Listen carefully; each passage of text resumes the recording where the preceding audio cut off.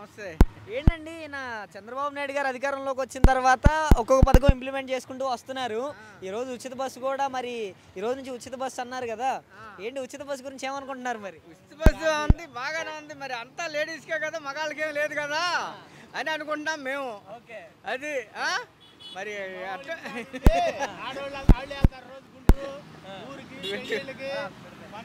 అదే అట్టా. ఏంటండి మరి ఇంక ఈ ఉచిత బస్సు వల్ల ఇప్పుడు అమల్లోకి తీసుకొని వచ్చారు కదా, అంతా ఇదే ఉండిద్ది అసలు. ఏదో లేడీస్ ఒకళ్ళు వెళ్తూ ఉంటారు ఎప్పుడన్నా.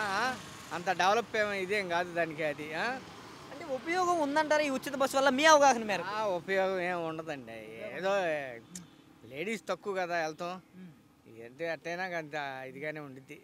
అంటే పక్క రాష్ట్రంలో చూసాం మనం, తెలంగాణ రాష్ట్రంలో ఉచిత బస్సు పెట్టి ఎలాంటి పరిణామాలు చోటు చేసుకున్నాయి, ఎదురయ్యాయని చూసాం మనం.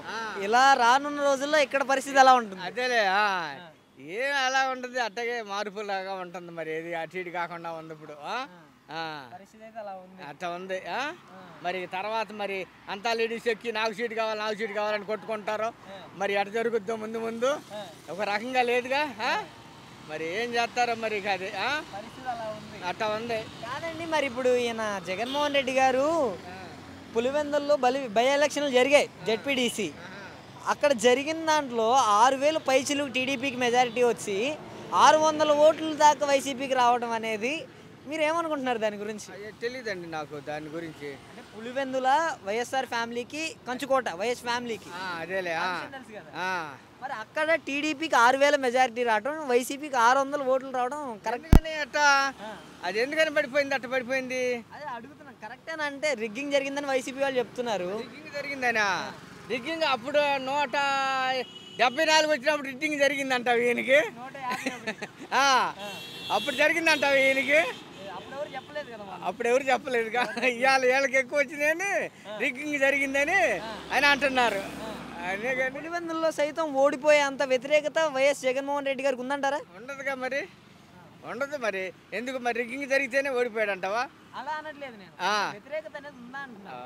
అదే ఉందేమండి అక్కడ. మరి అది తెలియదులే మనకి. అది దాదాపుగా రాజారెడ్డి గారి దగ్గర నుంచి కాపాడుకుంటూ వస్తున్న నియోజకవర్గం అది ఆయనకి.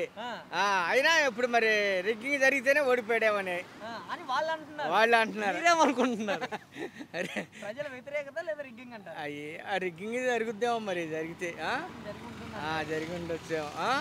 లేకపోతే అన్ని ఎందుకు వస్తాయి రిగ్గింగ్ జరగకపోతే? అదేగా మరి, జరిగిందనే ఉండిద్దిగా.